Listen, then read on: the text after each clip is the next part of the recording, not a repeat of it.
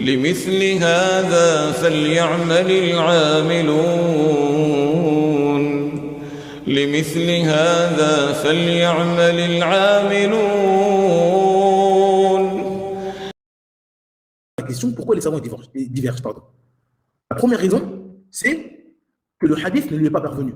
Le hadith ne lui est pas parvenu. Donc ça, c'est celui, le savant, qui a connaissance d'une question, on lui pose une question, et il n'a pas connaissance du hadith. Donc, le savant, en fonction de ses connaissances, il va répondre à des avis. Car on a dit dans la conférence précédente, comment ils sont venus les madhahib. Des gens qui viennent poser des questions à des imams, et ces imams-là, ils font des fatwas, ils répondent. Donc, en fonction des connaissances du savant, il va avoir des réponses. Donc, il se peut qu'un savant ne connaît pas le hadith. Car encore une fois, l'imam Malik, l'imam Ahmed, etc., ils sont venus avant l'imam Bukhari, avant l'imam Muslim, avant l'imam Abu Daoud, etc. Donc, il n'y avait pas tous ces recueils de hadith facilités. Comme, par exemple, aujourd'hui, on a Internet. Il y a 40 ans, les gens, ils n'avaient pas Internet, ils avaient des livres. Et nous, aujourd'hui, c'est encore plus facilité. Donc, les époques, elles évoluent. Donc, ces imams-là, les hadiths qu'ils ont, ils sont dans leur tête ou ils sont dans leur livre. Donc, il se peut qu'ils ne connaissent pas un hadith. Car ce hadith-là, il est rapporté, il est dans un pays, il est en Irak peut-être, mais à Mecca, il n'y a pas de rapporteur qui rapporte ce hadith, etc. Donc, le savant, il fait en fonction de ses connaissances. Donc, exemple, vous savez très bien que l'origine dans la nourriture, c'est la permission. Dès que vous avez un texte, dès que vous avez une nourriture, pardon, qui est devant vous, la base, c'est que c'est permis. Donc, si vous avez un fruit, si vous avez n'importe quel aliment que vous n'avez jamais vu, vous n'avez jamais entendu parler, la base, c'est que c'est permis pour vous de le manger. Sauf s'il y a un texte qui vient montrer que c'est interdit. Donc, je prends un exemple, encore une fois, qui n'existe pas, c'est pour vous mettre ça dans la tête. Imaginez-vous qu'on va voir un savant et qu'on lui pose la question concernant la viande de l'âne, l'animal, l'âne. Cet imam-là, il n'a pas de hadith concernant l'interdiction de manger de l'âne. Donc, qu'est-ce qu'il dit? Il dit la base, c'est que c'est permis. Parce que l'origine dans la nourriture, c'est permis. Donc, il fait une fatwa en disant la viande d'âne est permise. Pourquoi? Parce qu'il reste sur sa base. Mais maintenant, nous, on a un hadith qui est connu, ce hadith il est connu, où le prophète sallam, il a interdit la viande de l'âne. C'est haram de manger de l'âne pour nous, l'âne domestique. L'âne domestique, c'est l'âne que vous connaissez tous dans les villes, etc. C'est haram pour nous. Donc, il se peut qu'un autre savant qui a ce hadith, il fasse une fatwa et il dise non, c'est haram. Donc là, qu'est-ce qu'on va avoir? Une divergence. On va avoir une divergence. Pourquoi? Parce qu'il y a un imam qui a dit c'est permis, parce qu'il est resté sur la base et ses connaissances, que la base dans la nourriture, c'est la permission, et un autre imam qui a la connaissance du hadith. Donc, quand vous allez aller dans les livres, au bout de 1400 ans, 2000 ans, 1000 ans plus tard, vous allez voir, tel imam dit que c'est permis, tel imam dit que c'est haram. Donc ça, c'est une divergence. Et pourquoi? Parce qu'il y en a un qui connaît le hadith et l'autre qui ne connaît pas le hadith. Donc ça, c'est des choses connues. Et le hadith le plus connu concernant cette question-là, c'est le hadith d'Abu Musa al-Ash'ari, qui a frappé à la porte de Omar ibn al-Khattab. Ce hadith, il est connu. Il a frappé à la porte d'Omar pour lui dire quelque chose. Et il a frappé 3 fois à la porte. Et au bout de la 3e fois, il est parti. Car Omar, il n'a pas répondu. Il était occupé parce qu'Omar, il était calife à cette époque-là. Donc il a tapé 3 fois à Abu Musa et il est parti. Et Omar, il a entendu la voix d'Abu Musa al-Ash'ari et il a dit faites-le entrer. J'ai entendu sa voix, faites-le entrer. Et ils ont ouvert la porte et ils ont vu que Abu Musa, il est parti. Il était parti. Donc il a demandé qu'on ramène Abu Musa al-Ash'ari pour lui dire ce qu'il avait à lui dire. Donc, et Abu Musa al-Ash'ari, Omar, pardon, il a dit pourquoi t'es parti? T'as frappé, pourquoi t'es parti? Abu Musa al-Ash'ari lui a répondu comme le prophète nous a appris, on tape 3 fois à la porte, si la personne ne répond pas, on s'en va. Et Omar, il a été étonné, il a dit ramène-moi des témoins qui témoignent de ce que tu viens de me dire. Car Omar, il n'avait jamais entendu ce hadith. Il a dit ramène-moi des témoins qui affirment de ce que tu dis. Encore une fois, Omar, il n'est pas en train de douter d'Abu Musa al-Ash'ari. Non. Omar, c'était le calife des musulmans. Et parmi ses missions, c'est que la parole du prophète sallam, elle soit élevée et qu'on ne dise pas des choses avec doute. Donc il était très très dur, comme vous connaissez Omar ibn Khattab, avec ça. Si quelqu'un il dit une chose à propos du prophète sallam, il doit être sûr. Et Omar, bien sûr, il a accompagné le prophète pendant des dizaines d'années. Donc pour lui, c'est pas normal qu'il ne connaisse pas ce hadith. Donc s'il ne connaît pas ce hadith, tout de suite il dit ramène-moi des gens qui ont entendu ça, ce que tu as dit toi. Parce que sinon, ça va mal aller. Dans certaines versions, il a pris par le col, il a dit tu vas me sentir. Dans certaines versions, selon la traduction approximative. Il a dit j'espère que tu as des témoins. Pourquoi? Il était dur parce que c'était la parole du prophète sallam et c'est très dangereux. D'accord? Donc Abu Musa al-Ash'ari, il est parti voir les assemblées des Médinois. Il leur a expliqué l'histoire, il leur a dit est-ce que vous pouvez ramener quelqu'un avec moi qui va montrer ça, qui va expliquer que ce hadith il existe? Et qu'est-ce qu'ils ont dit les Médinois? Ils ont dit mais on t'envoie qui tu veux. Et même nos enfants ils connaissent ce hadith. Même nos enfants, les Médinois, les petits-enfants ils connaissent le hadith. Prends qui tu veux. Et ils ont envoyé Abu Sa'id al-Khudri, à cet âge-là, à cette époque-là, il était jeune. Donc ils ont envoyé un enfant. Et ils sont partis voir Omar.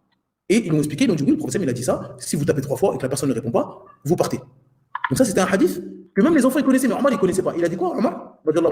Il a dit comment je peux ignorer cette injonction de l'envoyé d'Allah? Il faut que j'eusse été à ce moment occupé par quelques transactions sur le marché. Donc il a dit comment j'ai pu ne pas connaître ce hadith. Peut-être que j'étais occupé par la vie mondaine, par le marché, etc.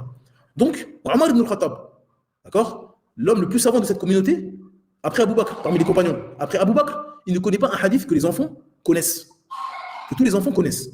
Donc, qui va venir après et s'étonner qu'un imam ne connaisse un hadith? Personne.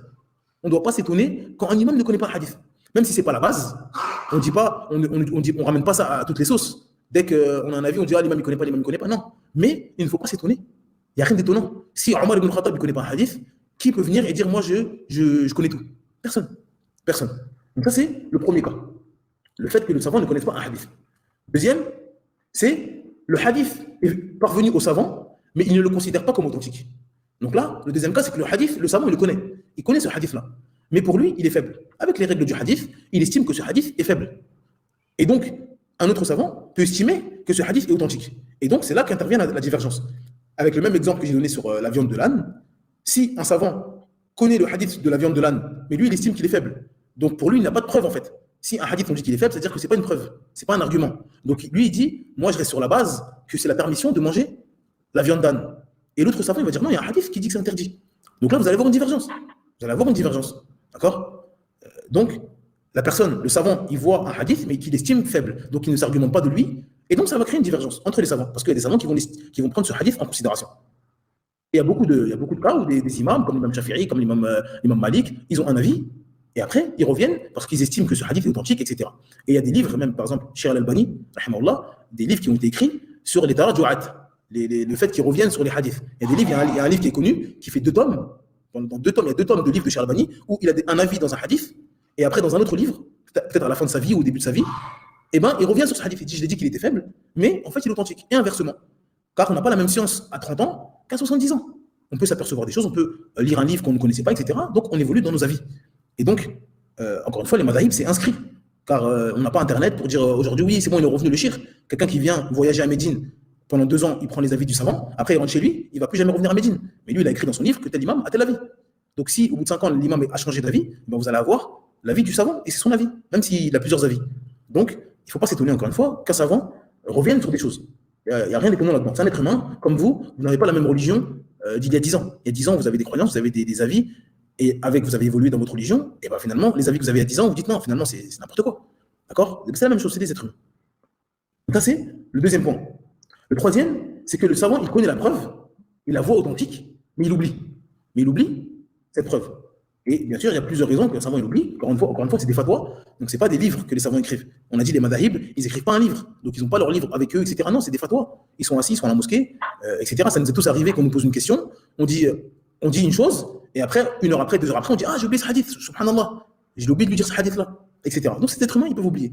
Et il y a plein d'exemples dans la sunna qui sont venus, comme au moment où le prophète sallallahu alayhi wa sallam est mort, où Omar ibn Khattab, il n'a pas voulu croire que le prophète sallallahu alayhi wa sallam était mort. Et jusqu'au moment où il a dit non, le prophète n'est pas mort. Et celui qui dit ça, celui qui dit que le prophète est mort, je vais lui trancher la tête avec mon sabre. Pourquoi? Parce que la tristesse de ce moment, ça l'a rendu tellement triste qu'il a oublié qu'il y a des versets clairs où Allah il dit que, certes, oh Mohammed, certes, tu vas mourir. Et aussi, ils vont mourir. Le prophète, il va mourir. Mais à ce moment-là, l'émotion et la difficulté de l'épreuve, il a oublié des choses basiques, élémentaires. Et c'est pour ça qu'après, Abu Bakr, il a fait une khutbah et il a expliqué, il a dit, le prophète sallam est mort et ceux qui adoraient Allah Azza wa Jal, Allah est encore vivant, c'est lui le vivant. Et ceux qui adoraient le prophète Mohammed sallam, sachez qu'il est mort. Donc, il n'y a rien d'étonnant à ce qu'un savant puisse oublier un hadith à cause de son état de santé, sa forme, son âge, etc. Ça peut arriver à tout le monde. Donc, il a fait une fatwa, mais il a oublié le hadith. Et donc, ça veut dire que nous, on aura un avis de ce savant-là, mais qu'il y a d'autres savants qui n'ont pas oublié ce hadith. Donc, ça va faire une divergence. Ça va faire une divergence. Et le dernier point, même s'il y a beaucoup d'autres points, c'est qu'un savant qui connaît un sens d'un terme, mais il ne connaît pas tous les sens d'un mot. Et ça, on en a parlé dans la dernière conférence, concernant par exemple le vin. Concernant le vin, certains savants, ils ont dit que le khamr, tous les savants sont d'accord pour dire que le khamr c'est haram. D'accord? Que le vin c'est haram. Mais ils ont pris la langue arabe, dans la langue arabe, le khamr, c'est ce qui est fait à base de raisin et de date. Donc ils ont dit le khamr, c'est à base de raisin et de date. Si c'est pas du raisin ou de la date, c'est pas du khamr. Donc c'est pas haram. Et donc ça, ils ont pris la langue arabe. Ils ont une preuve. Parce qu'ils ont dit, la langue arabe, le Coran, il est descendu en langue arabe. Donc Al-Arjal nous parle avec une langue arabe que les gens comprennent. Et ce qui est connu par le Kham, c'est ça. Mais d'autres, ils ont des hadiths rapportés par Muslim et d'autres. qui disent que tout ce qui enivre est du khamr. D'accord? Donc tout ce qui enivre, c'est du khamr, et donc c'est interdit, c'est haram. Et c'est plus vaste que des boissons faites à base de raisin ou dattes. Donc ça peut même se boire, ça peut se fumer, ça peut s'injecter, tout ce que vous voulez. À partir du moment où ça enivre, toute substance qui enivre, c'est du khamr. Donc ça, c'est une divergence dans les sens du mot. Il y en a qui ont pris le sens de la langue arabe, et d'autres, ils ont pris le sens de la législation islamique.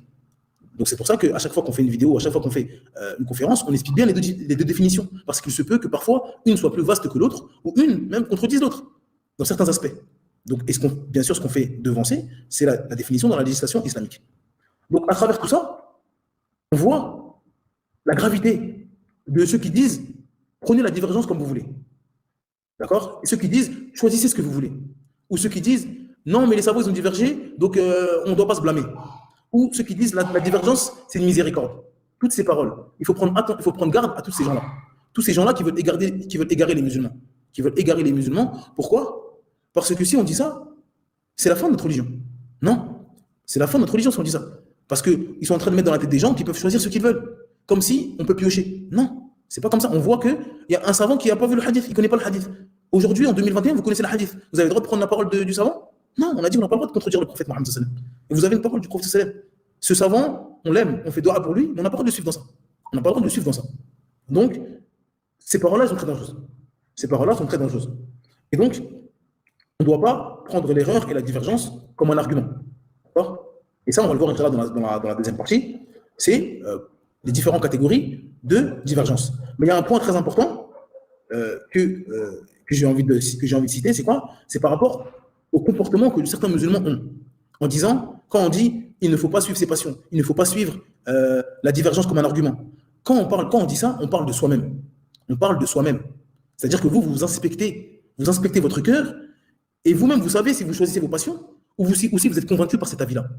Donc ça, c'est pour vous-même. On ne vous a pas demandé d'inspecter le cœur des gens. Et dès que quelqu'un n'est pas de votre avis, vous dites, ah, mais c'est parce qu'il suit sa passion. Non, on n'est pas dans le cœur des gens. Si, ma sœur, tu es convaincue de l'obligation du niqab, alhamdoulilah.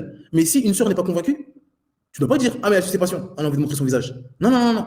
Toi, tu connais ton cœur. Tu sais pourquoi tu suis cet avis. Mais nous, on ne connaît pas le cœur des autres. D'accord? On ne connaît pas le cœur des autres.